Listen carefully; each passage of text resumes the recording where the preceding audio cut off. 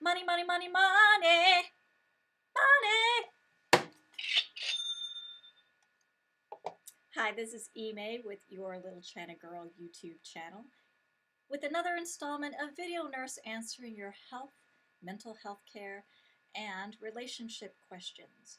You can send in your anonymous question to quickquestionconsult.blogspot.com or offline at imeis_SDC@yahoo.com. I will go through the questions and see if there's one that's of general public interest, and then post a video response here on my YouTube channel. Now, I can't take any questions that are for diagnosis or treatment of any specific issues that a person might have, because that's not the purpose of this. And I won't be quoting any specific experts, only what I can find off the internet, which may include some expert advice or expert opinion that's been written down and is available to everyone. So the question for this week is from Teresa out in Seattle. She asked, should I be concerned about washing my hands after handling some of this? Touching. Now, to answer her question, there are actually two parts. Back in the 70s and 80s, there was much more concern about whether or not your bills were contaminated with things like fecal matter or E. coli, or you could catch the flu. The bigger public health question now isn't about these. People just simply wash their hands after handling money. But the bigger question is about whether or not your money is actually contaminated with cocaine or traces of cocaine. According to CNN.com, 90% of US bills carry traces of cocaine.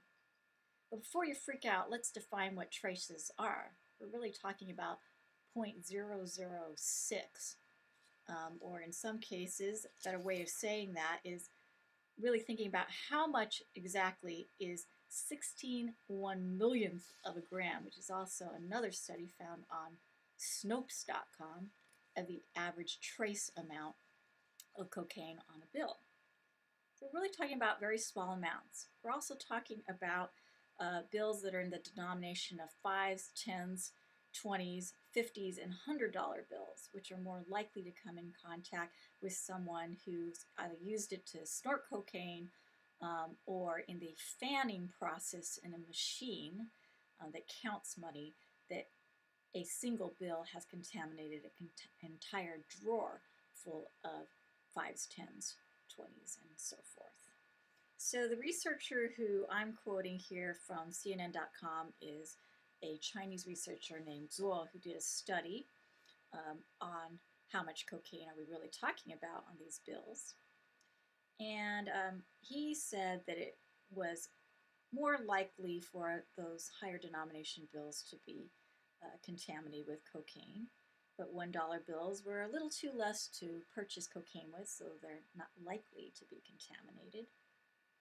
And that most professors of forensic studies, such as the one named Adam Negreus at the University of Illinois at Chicago, says he isn't even worried about the cleanliness of money in terms of public health.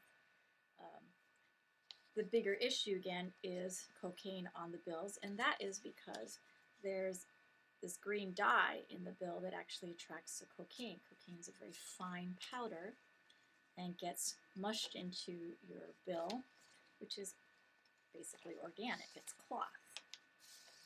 In that same study that CNN.com posted, really the people who should be concerned about cocaine and money are really people who work in law enforcement, or they're bankers, or they work in casinos, because these are the people who handle money a lot more often than the average person. And from a study that was done on Snopes.com and what they've compiled out there, here's what they say about cocaine-contaminated bills.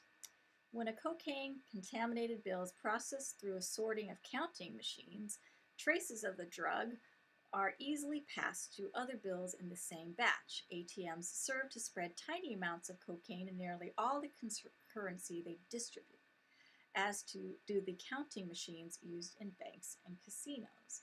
So basically, when we're talking about fanning or the processing of ATMs for your money, think of it like a toilet. When you flush the toilet, the water aspirates, and so you may not see it, but it's actually spreading outside the toilet itself, flicking particulate around. And in a similar way, all it takes is one contaminated bill in a fanning machine, and it contaminates the entire cash drawer.